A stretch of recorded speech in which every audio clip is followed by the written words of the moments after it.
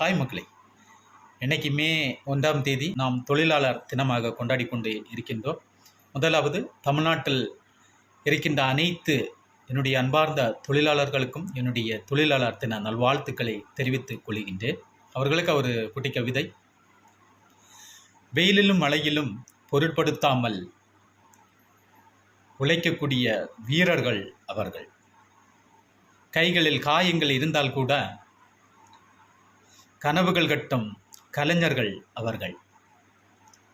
காலை விடியற் காலையில் எழுந்து காலம் முழுவதும் உழைக்கக்கூடியவர்கள் அவர்கள். தன்னுடைய குடும்ப நலனுக்காக கனமும் தன்னுடைய சோகத்தை மறைக்கக்கூடியவர்கள் அவர்கள்.